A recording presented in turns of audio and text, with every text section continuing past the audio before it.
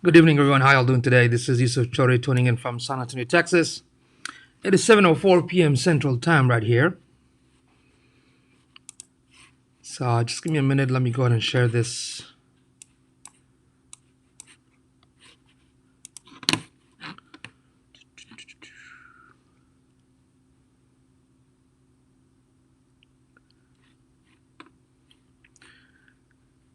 All right. So today's subject from yesterday, we're going to talk a little bit about the Google Analytics.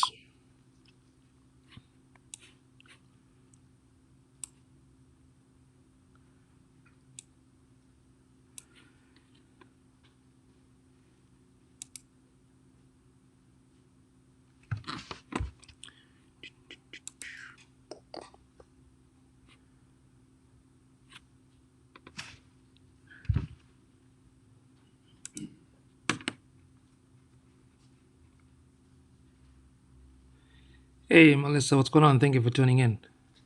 How you doing?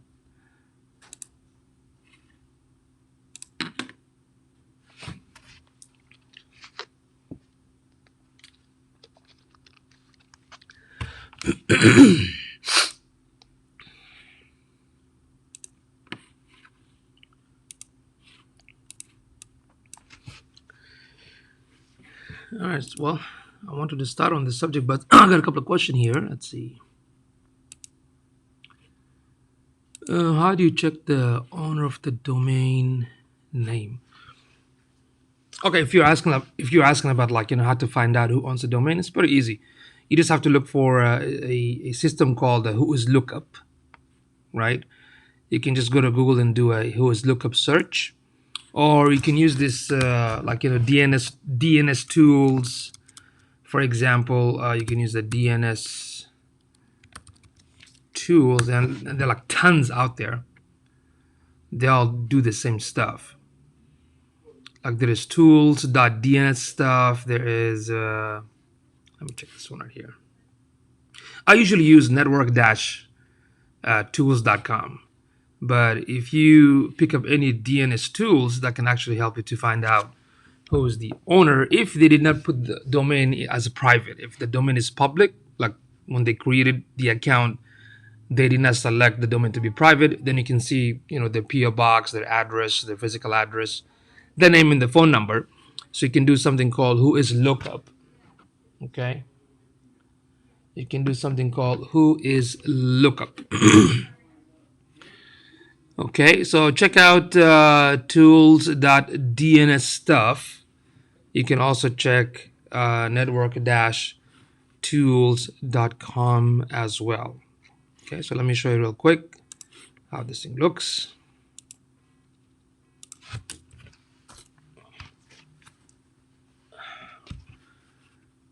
Let's see. So this is the DNS tool, tools.dnsstuff.com. So you basically drop the domain right here. Then it'll give you information about, who is the owner of the website. So that's one. Another one that I use, it's called network-tools.com. It does the same thing.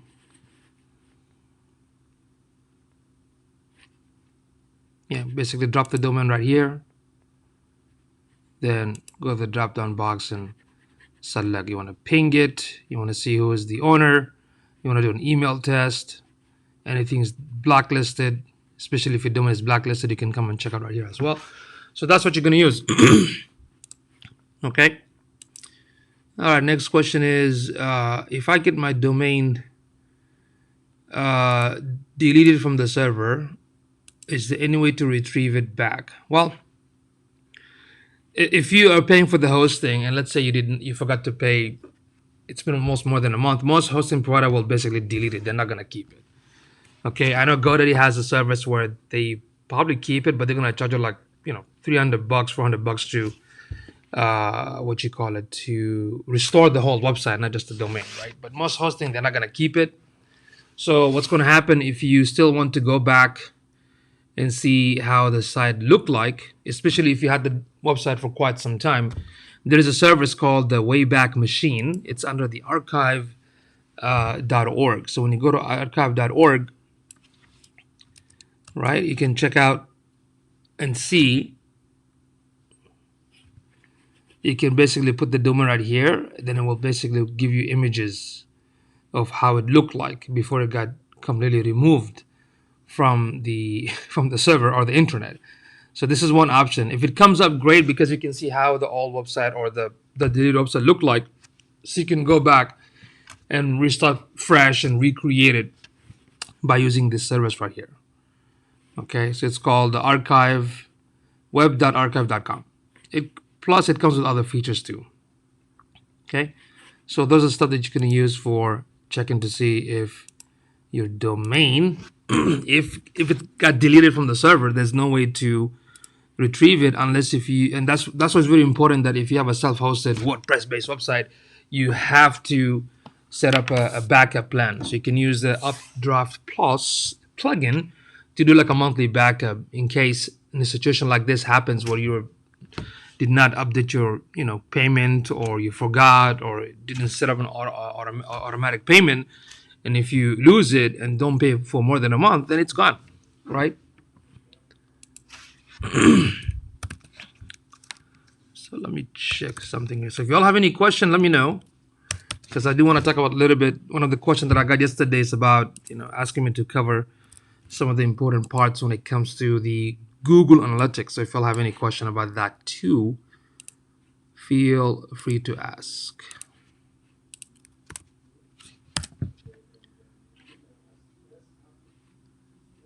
Let's see.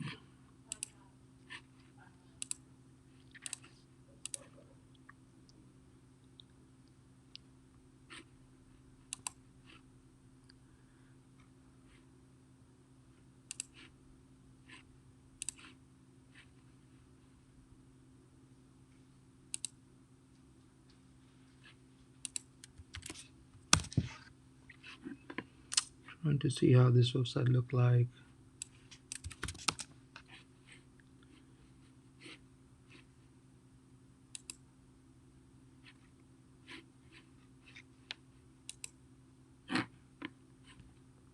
Okay.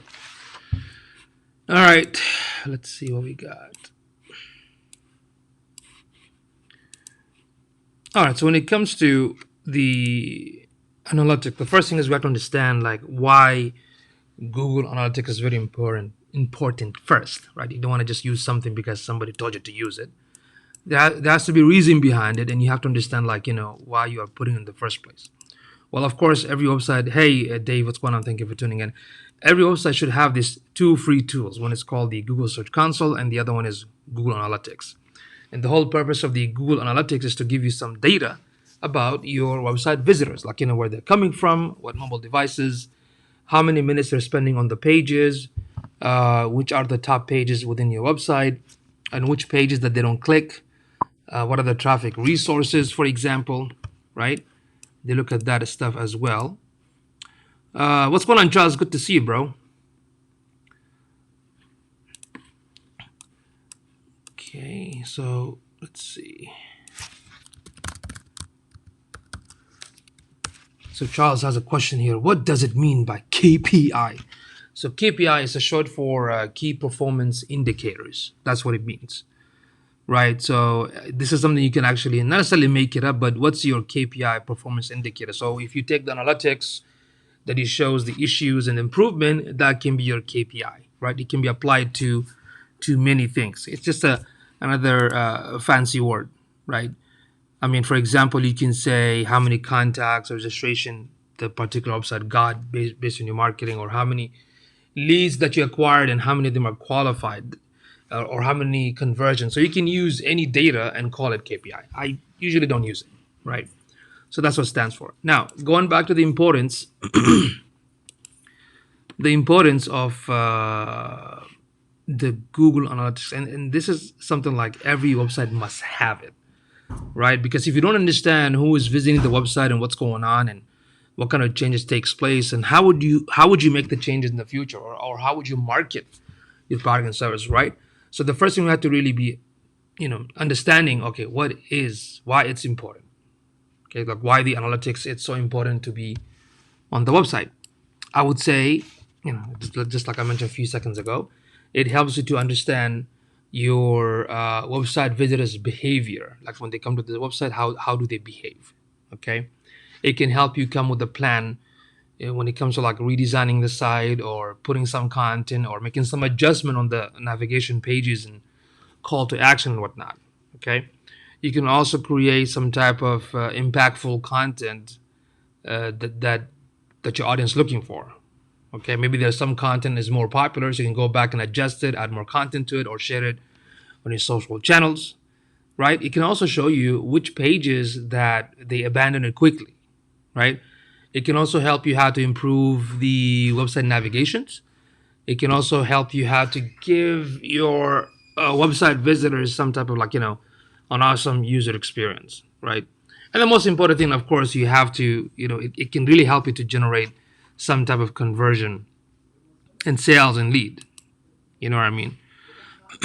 So that's why it's very important to have. And there's so many other things. Now, of course, when you log into the Google Analytics, it's kind of like it has so many stuff on the back end, right?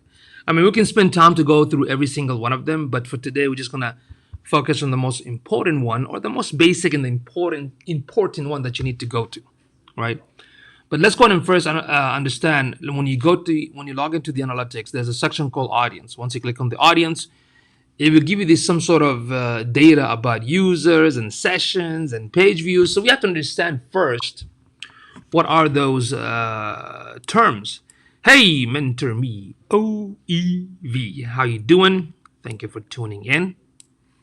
So the first thing is because there's a term that says users doesn't mean it's an actual person. So let's go ahead and define that. So the first thing is a session. So what is a session?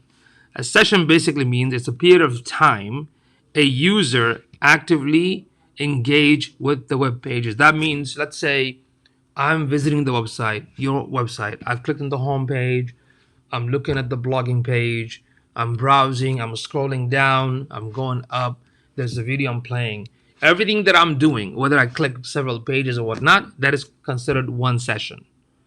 And the session basically calculates within 30 minutes. So after 30 minutes, let's say I did not do anything for 30 minutes, it resets back. And if I go back to the website again and visit it, and that's considered two sessions. So having several sessions doesn't mean several people either. So you have to really take that into consideration, okay? So that's what the session means. The next thing is users. A user who initiated at least one session. Okay, so I'm the user who initiated the first session of doing stuff with goes under 30 minutes, right? New user, that means the first time visitor, right? New session, number of the first time visit actually engage on the web pages. That basically means I'm not the returning, it's a new one. Page views means the total number of pages visitors viewed. So let's say I came to the website, I'm a user, I'm doing a lot of stuff, that's a session, right? But while I'm doing a lot of stuff, how many pages did I visit? If I visited 3 pages, that means for every session, I visited 3 pages. Okay, so that's what the page views mean. Bounce rate basically means somebody came to the website and quickly left. So the higher the bounce rate, that's like an alert, but not in all cases. In some cases, let's say if you have a business that only requires a phone number, and I saw your website, I saw the phone number and I called you, that's it. So sometimes that might result in a high bounce rate, but it doesn't always mean it's a bad thing for particular businesses, right? But for you, if your bounce rate is above 40%, then you have to check some other metrics. You have to check and see, okay, if my bounce rate is high, what about my page views? What about the minutes they're spending on the website? If it's less than a minute and there's no other pages they're visiting, then there's something wrong with the website. And what happens is that if more visitors come to your website and they leave quickly, what is going to happen? It is going to cause an issue to your website. It might even, Google will decide to probably lower the, take it to the second page and whatnot. What is the average session duration? That basically means what's the average time they spend on the website. So typically what Google recommends is 2 minutes or more. Less than that, it can be an issue. Like less than 1 minute can be an issue. Okay. Then you have page per session. That basically means how many pages a user are looking when they visit the website. So all these metrics is when you look at the numbers, now you understand exactly what exactly do they mean, right? And overall, if you kind of look at it from an outside perspective, and why I'm going to use this analytics, you're looking at you need to, as a beginner, you need to focus on three areas. Okay, you need to focus on three areas. Let's see. I have a question, but it's technical and hard to ask. Maybe I should. Well, you can ask. You can ask. You can give it a shot, or you can. Uh, let's see.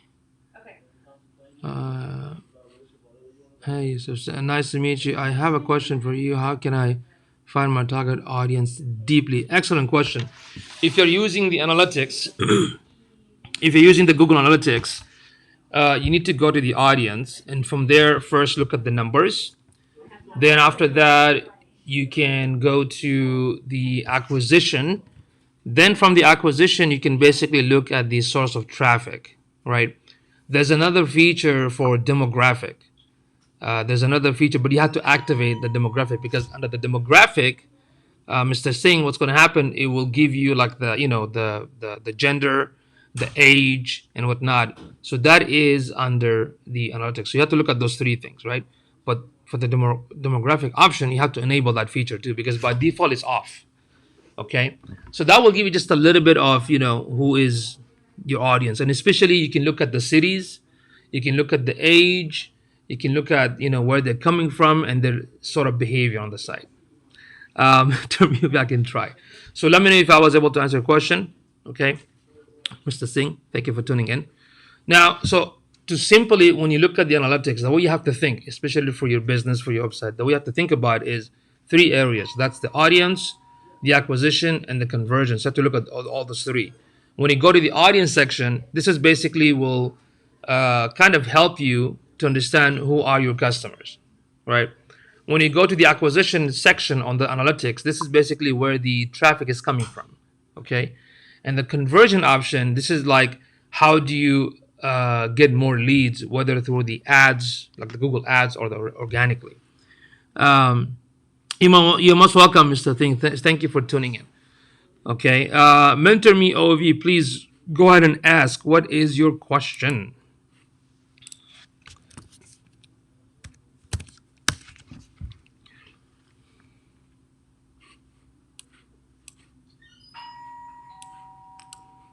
What is your question? In this service, the Google Analytics and the Search Console, which is another tool we're going to talk about, is completely free. I mean, it doesn't cost you anything, right? But if you want to go above and beyond and try something like a little bit more sophisticated, then you might want to look into a premium services like Hotjar.com, LuckyOrange.com, or Crazy Egg, because those services will give you different data. Like it will show you a recorded video of the actual mouse movement. It will show you the heat map of where the concentration takes place when the visitor comes into your website. And from that heat map, you can also go back and redesign or remove certain things.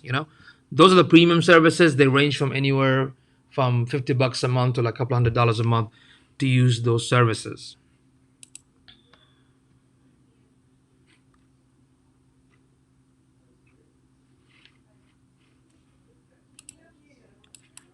Yes, let's see. I have two WordPress sites. One is a hub site, which is my name. The other site is my membership site. Okay. I don't want to give out the domain to the membership site, only to my hub site.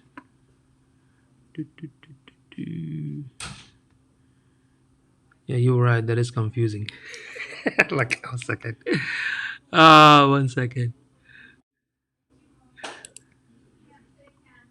Let me go back, read the question again.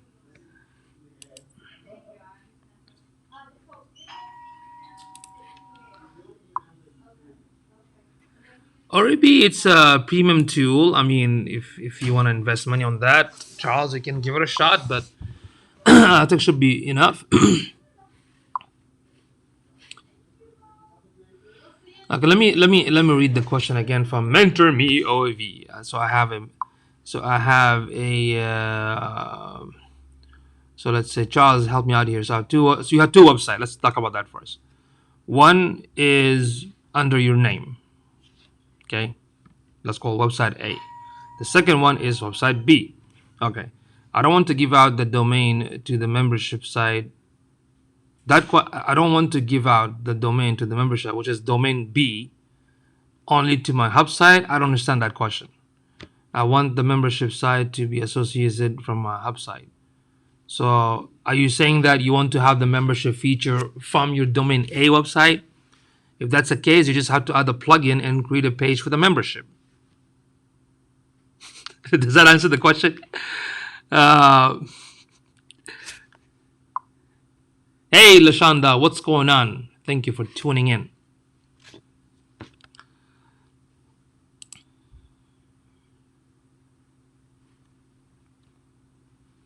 So let me go through the analytics. Okay. When you log into the analytics, you're going to have the first option under the home. You're going to have real time. That basically tells you in real time who is visiting and where they're visiting from. Under the audience, you can click on overview. After that, you can click on demographics. But once you click on the demographics, make sure it's enabled. You can click on the behavior, the technology, and the mobile. So you can see exactly where the traffic is coming from. Okay, you can also check out user flow. That means when they visit the homepage, where do they go next? Okay. Under the acquisition, you can click on the overview, then all traffic. If you're running Google Ads, click that option as well. Under the behavior, you can check out overview, site content, site speed, and site links. Under the site links, it will tell you which are the popular pages, especially the content page. And of course, under conversion, if you have a goal, basically in Google Analytics, you can set up a goal for your lead capture, for your booking appointment. If you're getting 100 traffic per day, out of the 100 traffic, how many actually submitting the form? So you can check out the goal option within the Google Analytics. I think the hub site means the main page. You see, that's a confusion in the language. You'll see my mentorship program and the membership. Let's make it easy for you. I mean, you have two domains. Let's just call it what it is, right? You have like domain A and domain B. Let's just simplify it, right? I want the membership to be on my domain A. Probably is the membership has already been built. Okay, so basically you have to look this to WordPress website, because sometimes you can build a membership based website based on the actual theme, like a membership theme built in, or a plugin. If it's a plugin, then you can basically transfer that exactly to your domain A and create a separate page only for that. So that's very possible. Okay. If the domain B, which is built only for membership, like just for that, in that situation, what's going to happen, you have to actually rebuild the same thing on the domain A. That means your developer have to recreate the same stuff on the domain A. Right? Don't you don't have to apologize. I mean, what are you apologizing for? I'm the one who don't speak English, right? So I need to figure out what you're talking about. So on a separate domain, okay, let's see. I want a separate domain with LearnDash. Because LearnDash is a plugin. Okay, if it's a different theme, then it's not gonna work. So if the domain B was built on the, let's say, Astra theme, and the domain A built on, I don't know, Divi, it is not gonna work because you're looking at two different cars, right? So, but the thing is, you can have a membership site on the domain A.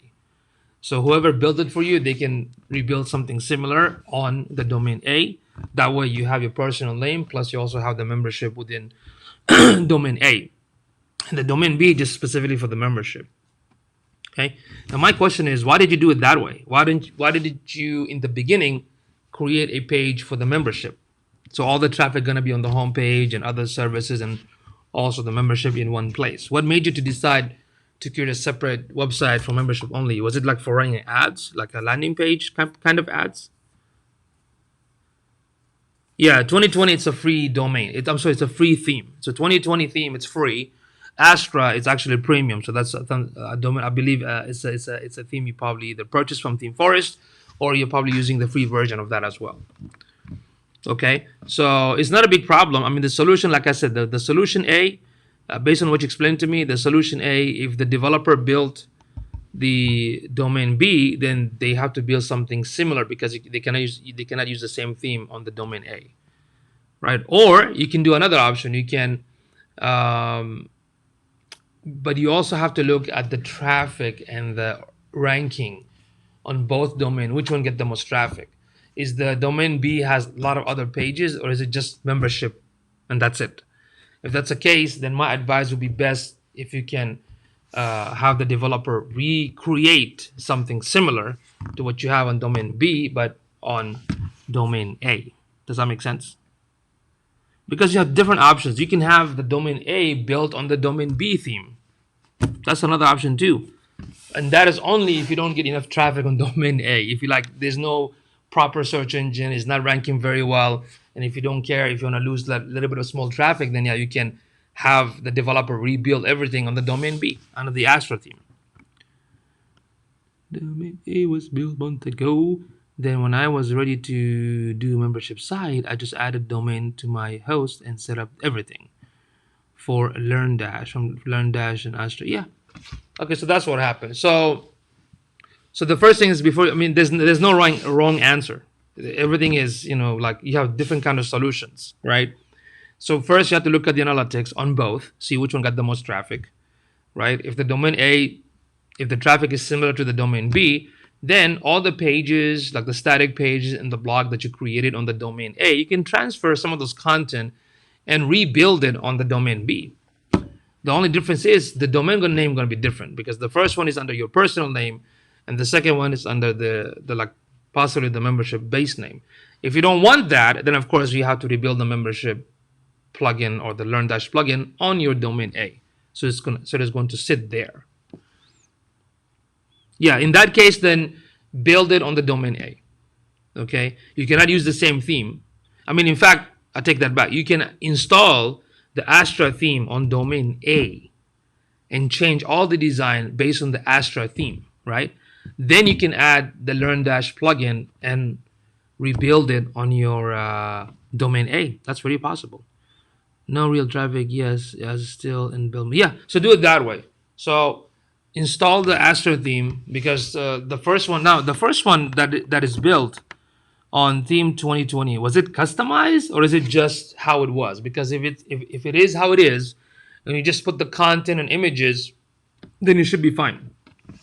But if it's fully customized, that means when you add Astra theme and switch it, it's not going to break because you have the 2020, even the customized version is going to be in the back end. But if you switch it to the Astra theme, then you have to just rebuild everything because all the content going to be there. They're not going to go away. It's going to be on the Astra theme, but things might look like broken, so you have to go back and adjust it and fix it, make it look nice.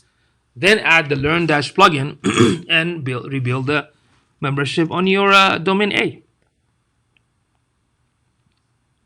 Will that take away from all the copy and pics I've uploaded on domain? No, all your copy, all your content, all your images going to stay on domain A as it is. Now, when you turn on the Astra, you will notice that maybe some navigation looks different or broken or some images don't work. But don't worry, you just have to go on the back end and turn them on, adjust them, tweak them, and whatnot. Because even if you add the Astra theme and turn it on, if you turn it off, you can switch back to 2020 in case you like freak out. Like the Astra is with the conjunction with the Elementor. Elementor is also pretty cool. Yeah. Yes, I paid a developer to do it, but I added the copy and uploaded pictures. Did it all the mainframe. Okay, great. If they can do it again for you, great.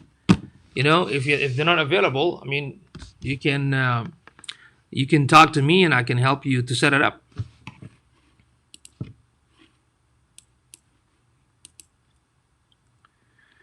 Hey, Kathy, what's going on? Thank you for tuning in. So do you all have any more question about the analytics, what to look for, understanding the definition and why it's important? Let me know.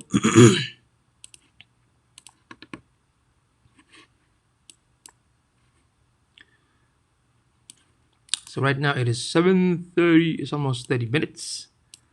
So I want to keep the presentation a little bit short, unless if you all have any question, I'll continue. If not, then I'll just call it off for the night.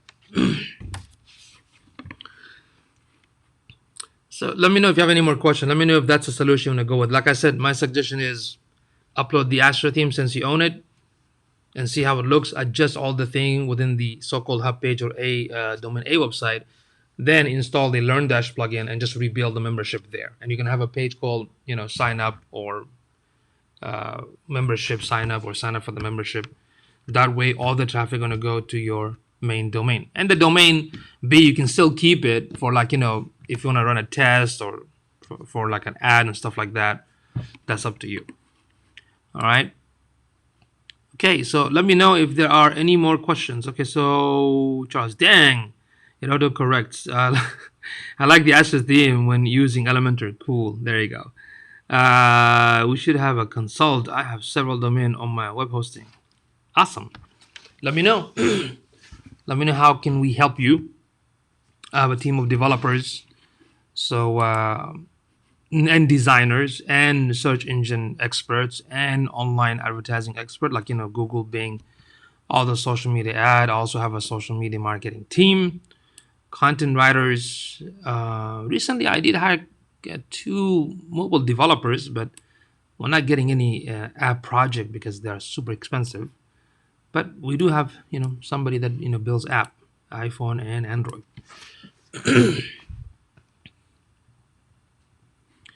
All right, so I'm gonna wait for 1 more minute for a question. If there's no more question, I'll go ahead and bounce, and I'll definitely see you guys hopefully tomorrow. Well, tomorrow, yeah, tomorrow is Thursday.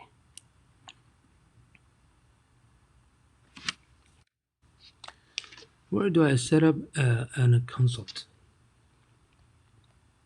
You can go to my company site, onlinebusinessowners.org, submit a contact information, or just I think we are Facebook friends, right? Just send me a DM message. We'll talk about a time and get more details and see how can we help you. Charles, are people getting tired of GoDaddy? Everyone seems to be using Bluehost. Not really. I mean, if you look at GoDaddy, Charles, I mean, they get like millions of hits a month, right? Bluehost, actually, no. I don't think people are using Bluehost because Bluehost, I actually recommend people not to use Bluehost. The customer service is not as good as it used to be, and some of the features very weird. I recommend when it comes to like the affordable price. Well, the most cheapest one doesn't mean it's good. It's Namecheap. You can get like a hosting for like $1 a month, right? That's the cheapest. Okay. Uh, but the one that I highly recommend, it's called SiteGround. It's affordable. They have an excellent customer service. After that, WP Engine, Pressable, which is a San Antonio company, then DigitalOcean, Liquid Web. Those are the hosting that I recommend. Thank you. Yeah, SiteGround is my favorite because I love the customer service, but it's affordable for the first year. If you buy hosting for one domain, it's like $47, and after that it jumps to like a $10 a month, which is like close to 120 or 100 something a year. They also have a hosting specifically for WooCommerce. So if you build the e-commerce website using WooCommerce, now they're offering a hosting just for that and the support team just for that as well. But SiteGround, yeah, by far because it's affordable, but only on a higher level company or service, then you can look at WP Engine or Pressable, which is a San Antonio company. Then after that, of course, DigitalOcean and Liquid Web. Those are like really high end. But for a lot of small businesses, I recommend like SiteGround because they have an excellent customer support and 24 hours as well, right? Forget Bluehost. HostGator back in the day used to be one of my favorite, for real. HostGator used to be one of my favorites hosting company. I even used to know a couple of friends that works at the HostGator company here in Austin. But when they got bought by this one particular company, they actually bought HostGator, Bluehost, InMotion, all these so-called monster hosts, dream hosts. It got bought, and some of these amazing, genius technical WordPress developers got actually fired from HostGator, and now the service is kind of okay, but again, not as used to. I never actually recommended Bluehost, and back in the day, I used to recommend HostGator, but now I recommend SiteGround. Okay, let's see. He said you just DM'd me. DM stands for direct message.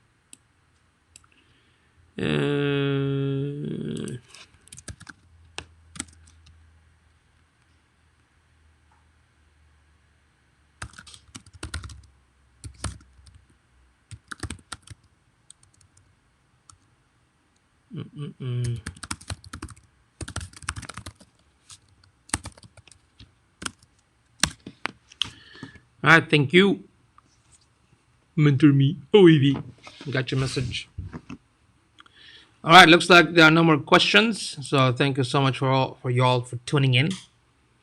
I'll definitely follow up with you guys tomorrow. Don't forget to keep sending those questions, and that's it for tonight.